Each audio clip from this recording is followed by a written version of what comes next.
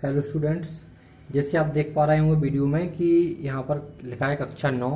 और जो हमारी गणित का है वो आज का हमारा पहला लेक्चर है गणित का। कि गणित में जो आपके पहले चैप्टर में है, आपकी गणित की बुक में जो हमारा पहला चैप्टर है, पहले चैप्टर में क्या है, संख्या पद्धति। संख्या पद्धति क्या होता है, इसमें हमारी वास्तविक संख्याओं को कैसे हल करना है, जैसे अंडर रूट की संख्या उनका गुणा कैसे करना है, अगर घात के ऊपर घात है तो उनको कैसे करना है। लेकिन उसको उस पर सवालों पर चलने से पहले हमें कुछ बेसिक आइडिया इन सब का होना चाहिए कि हमारी पूर्ण संख्याएं क्या है, पूर्णांक क्या है, परिमेय संख्या क्या है, अपरिमेय संख्या क्या है, और वास्तविक संख्या क्या है, और संख्या रेखा क्या है। इसके बाद हम 1.1 अध्याय या अभ्यास को स्टार्ट करेंगे। लेकिन अध्याय 1 में जो हमारा चैप्टर है संख्या पद्धति कक्षा 9 गणित पढ़ रहे हैं हम, तो हमारा पहला वीडियो है, पहला लेक्चर है हमारा। देखिए इसको, पूर्ण संख्या क्या होती है। पूर्ण संख्या है, सबसे पहले क्वेश्चन आएगा पूर्ण संख्या क्या है। तो हमें सिंपल सीखना है क्या है पूर्ण संख्या है, आपको बाकायदा अपनी कॉपी में लिखना है क्या है, ठीक है। तो पूर्ण संख्या क्या है, जिस संख्याओं में 0 1 2 3 4 या ऐसे बोल सकते हैं, जो संख्याएं 0 से स्टार्ट होती हैं, 1 2 3 4 से लेकर उनमें अनंत तक होती है। माइनस की कोई संख्या नहीं होती कि -1 -2 -3, कुछ नहीं होता उसमें। वो 0 1 2 3 0 से स्टार्ट होती, 1 2 3 4 5 अनंत तक जाती है। अनंत मतलब इन्फिनिटी, मतलब उसका कोई अंत ही नहीं है। 1000 लाख 10 लाख करोड़ 10 करोड़ तक कितने भी तक चली जा सकती है, ठीक है। तो जो संख्या 0 से लेके अनंत तक जाती है, 0 से, और धन पूर्णांक, देखो यहाँ माइनस का कोई नहीं है, ना -1 है ना -2, 1 2 3 4, ठीक है। प्लस की जहां माइनस ना लगा हो, कुछ ना लगा हो, प्लस की कहलाती है। मतलब 0 और धन संख्याओं से मिलने वाली संख्याएं क्या बनती हैं, पूर्ण संख्या कहलाती हैं। वो संख्या क्या कहलाती है, पूर्ण संख्या। तो 0 से स्टार्ट होती है 1 2 3 4, 0 से स्टार्ट होती है 1 2 3 4 क्या कहलाती है, अनंत तक रहती है, वो क्या कहलाती है, पूर्ण संख्या है।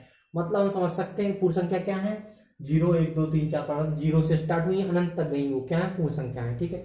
इसके बाद हम लेते हैं पूर्णांक। अब हमने बताया कि देखो पूर्ण संख्या है, अब आते हैं पूर्णांक में। पूर्णांक कैसे है, देखो पूर्णांक में 0 भी है, 1 भी है, 2 भी है, 3 भी है, 4 भी है, अनंत है, अनंत लिखा है, ठीक है। मतलब अनंत अनंत तक जाएंगे वो, 0 से स्टार्ट होंगे अनंत तक जाएंगे। 0 से स्टार्ट होगी -1 -2 -3 -4 या -1 -2 -3, ये भी अनंत तक। मतलब पूर्ण संख्या पूर्णांक क्या है, पूरा अभी पूर्ण संख्या बनी थी कि जिसमें 0 हो 1 हो 2 हो 3 हो कुछ हो, लेकिन धन का होना चाहिए। 0 हो 1 हो तो क्या सब है, ये है पूर्ण संख्या है। लेकिन पूर्णांक में क्या पड़ रहा है कि देखो माइनस की भी हो सकती है पूर्णांक, 0 भी हो सकता है 1 भी हो सकता है, कुछ भी। माइनस की संख्याएं हो, क्या होता है, गर्मी बहुत है, माइनस की संख्याएं भी हो सकती हैं, क्या है, माइनस की संख्याएं भी हो सकती हैं 1 2 3। मतलब जिनमें 0 माइनस की संख्याएं और प्लस की संख्याएं दोनों हो, वो क्या कहलाएगा, हमारा क्या कहलाएगा, पूर्णांक कहलाएगा। मतलब पूर्णांक में क्या है, माइनस भी आएगा 1 भी आएगा, मतलब प्लस की संख्याएं भी आएंगी, माइनस की संख्याएं भी आएंगी, और 0 भी आएगा। मतलब धन पूर्णांक आएंगे, 0 भी आएगा, और ऋण पूर्णांक। मतलब देखो जी कहलाएंगे ऋण पूर्णांक, मतलब जो नेगेटिव है माइनस लगा है तो ऋण पूर्णांक कहलाएंगे ये, ठीक है। तो ऋण पूर्णांक, धन पूर्णांक और 0 तीनों है इसमें। धन की संख्याएं भी है, माइनस की संख्या है, ऋण की संख्याएं भी हैं, और 0 भी है। तो ये क्या हमारा पूर्णांक हो गया। इतना समझ में आ गया आप लोगों को। अब देखिए यहाँ पर परिमेय, जिन संख्याओं को हम अंश बटे हर के रूप में लिख सकते हैं वो हमारी परिमेय संख्या कहलाती है। जैसे देखो ये लिखा अंश बटे हर, जिसमें ऊपर वाला क्या कहलाता है, अंश कहलाता है, नीचे वाला हर। जैसे 1/2 है हमारा, तो 1/2 तो कट तो नहीं जाएंगे ना, देखो 1 2 से तो कटेगा नहीं, ठीक है। तो हम क्या करेंगे, इसमें जे ऊपर वाले का है अंश है, क्या है, अंश, नीचे वाला हर। लेकिन इसमें एक शर्त है कि हमारा हर कभी 0 नहीं होना चाहिए। अगर हर 0 हो गया तो परिमेय संख्या नहीं कहलाएगी। मतलब परिमेय संख्या वही है जो अंश बटे हर के रूप में लिखी जा सकती है। जैसे 4/5 इसमें अंश भी है हर भी है, यहाँ और लिख सकते हैं 7/8, ठीक। तो देखो इसमें अंश भी है और हर भी है। मतलब जिन संख्याओं को हम अंश बटे हर के रूप में लिख सकते हैं वो क्या कहलाती है, हमारी परिमेय संख्याएं। देखो हर शून्य ना हो, एक शर्त है इसमें कि हर शून्य नहीं होना चाहिए। मतलब हर यहाँ पर ऐसे नहीं लिख सकते कि 1/0 या 7/0, तो जी हमारी परिमेय संख्या नहीं कहलाएगी, ठीक। अब इसमें देखते हैं अपरिमेय। अपरिमेय संख्या क्या है, जो अंश बटे हर में ना लिखी जा सके, ऐसे ना लिखी जा सके जिसमें अंश बटे हो। जैसे रूट की संख्या है, √2 लिखा, √3 लिखा, √15 लिखा, तो ये क्या है, हमारी रूट रूट वाली संख्या है, रूट जिनका वर्गमूल ना ले रहे हो, जैसे वर्गमूल दशमलव में आया उनका, ठीक है। जैसे हमारा 16 लिख दिया, अब बोलोगे सर ये भी अपरिमेय संख्या है क्या? नहीं, क्यों नहीं है? देखो 16 का वर्गमूल लेंगे, 4 गुणे 4, 4 तो बाहर आ गया, अब थोड़ी है ये क्या है, अपरिमेय संख्या नहीं है। अब देखो, अब 4 आ गया था, अब 4 को क्या है, 4 बटे में 1 लगा सकते, परिमेय बन गया। मतलब जो रूट में है जिनका वर्गमूल ना हो सके तो वे क्या कहलाएंगे, अपरिमेय संख्या। इतना आपको समझ में आ गया होगा, ठीक है। ठीक, अब जैसे मान लिया जाए, देखो यहाँ पर 4 या 5 या फिर कुछ भी ले लो, यहाँ पर 5 लिखा, तो हम कहेंगे क्या है, परिमेय संख्या है या नहीं है, क्योंकि देखो 1 लगा देंगे, हमें शर्त है कि 0 नहीं लगाना, बाकी कुछ भी लगा दो। देखो 1 लगा दिया हमने, 1 से भाग देने पर किसी संख्या को कोई प्रभाव नहीं पड़ता, उतनी ही आएगी, 5 की 5 ही आएगी। 10 बटे 1 करो तो 10 ही आएगा, 11 बटे 1 करो तो 11 ही आएगा।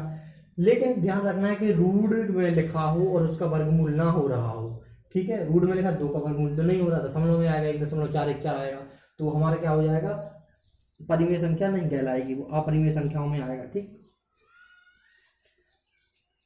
अब इसमें क्या है, √2 √3 √-15 माइनस की भी हो सकते हैं, ठीक है। अपरिमेय संख्याएं जो रूट में लिखी हुई हो, जिनका वर्गमूल ना हो रहा हो, इतना समझ में आ गया होगा आप लोगों को, ठीक है। अब आते हैं हम वास्तविक संख्याओं पर। अब हमारा क्या है, वास्तविक संख्याएं। तो वास्तविक संख्याएं क्या है, ये हमें देखना है। यहाँ पर देखो वास्तविक संख्या है, यहां लिखा परिमेय प्लस अपरिमेय। परिमेय समझते हैं आप, जो अंश बटे हर में होती है, मतलब ऐसी संख्याएं। अपरिमेय क्या होती है, जो रूट में होती है या अंश बटे हर में नहीं लिख सकते जिनको, वो अपरिमेय संख्या। अब दोनों अगर मिला दी जाए, इसको भी मिला दिया जाए इसको, या इन दोनों को साथ में लिख दिया जाए, जैसे ये लिखा है पहले से, क्या लिखा, 1/2 ये क्या है, परिमेय संख्या है, √2 ये अपरिमेय है। तो मतलब जहां परिमेय और अपरिमेय संख्या दोनों मिल जाए, या दोनों को एक दूसरे मतलब एक साथ लिख दिया जाए, तो वे क्या कहलाएंगी, वास्तविक संख्याएं।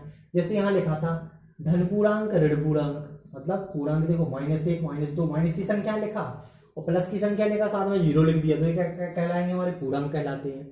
और पूर्ण संख्याओं में क्या था, 0 था और धन की संख्याएं थी, तो ये हमारे पूर्ण संख्या कहलाएंगी, पूर्णांक। ऐसे ही परिमेय और अपरिमेय, मतलब इनको 1/2 या अंश बटे हर वाली संख्याएं, और जिनको अंश बटे हर में नहीं लिख सकते वो संख्या अगर मिला दी जाए तो क्या कहलाएंगी, हमारी क्या कहलाएंगी, वास्तविक संख्या। ये लिखा है, क्या कहलाएंगी, वास्तविक संख्याएं। तो मतलब ऐसी संख्याएं जो अपरिमेय, और ऐसी संख्या जिनमें अपरिमेय संख्याएं भी हो और परिमेय संख्याएं भी हो, तो क्या कहलाएगा, हमारा वास्तविक संख्याएं कहलाएंगे, ठीक है। देखो √2 भी है यहाँ पर, 1/2 भी है, ठीक। तो हमारी क्या कहलाएंगी, ये वास्तविक संख्या कहलाएगी। अब देखते हैं हम संख्या पद्धति या संख्या रेखा। संख्या पद्धति में संख्या रेखा बहुत ज्यादा महत्वपूर्ण है या मुख्य इंपोर्टेंट है, ठीक है, बहुत ज्यादा महत्वपूर्ण है या इंपोर्टेंट है। देखो संख्या पद्धति एक रेखा होती है, संख्या पद्धति में एक संख्या रेखा एक टॉपिक है, जिसमें क्या है, संख्या रेखा। जैसे यहाँ पर अपन ने कवर किए, पहला किया देखो पूर्ण संख्याएं, एक सेकंड, दूसरा किया पूर्णांक, तीसरा किया परिमेय, चौथा किया अपरिमेय, पांचवा किया वास्तविक संख्या। वैसे ही छठवां टॉपिक कर रहे हैं हम संख्या रेखा। संख्या रेखा क्या है, देखो संख्या रेखा में देखो यहाँ लिखा होगा 0, यहाँ लिखा धन पूर्णांक, यहाँ लिखा ऋण पूर्णांक। मतलब एक वीडियो और बनाई थी हमने संख्या रेखा पर, आपके YouTube इसी चैनल पर डली होगी, देख लेना आप, ठीक है। सम संख्याओं, विभाज्य, अविभाज्य संख्याएं कौन कहलाती, सम संख्याएं क्या कहलाती, विषम संख्याएं, ये सब कुछ हमने वीडियो छोटी छोटी करके वीडियो डाल चुके हैं, 7-7 8-8 मिनट 10-10 मिनट की, तो आप वो देख सकते हैं, ठीक है। उसमें पूरा कवर हो जाएगा आपका। देखो यहाँ पर 0 से स्टार्ट है, देखो केंद्र में क्या है, 0 है, केंद्र है ये बिल्कुल सेंटर में, बीच का पॉइंट।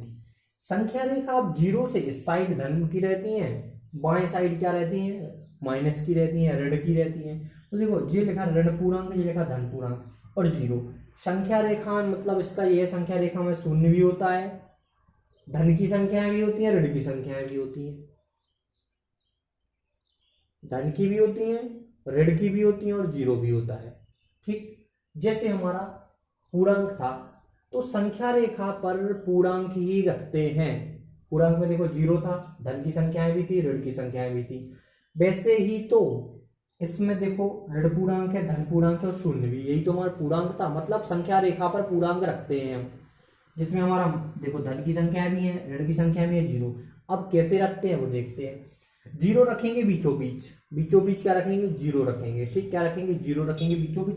अब जीरो से दाएं तरफ जाएंगे हम, किस तरफ, दाएं तरफ, तो धन की होंगी, बाएं तरफ आएंगे तो ऋण की।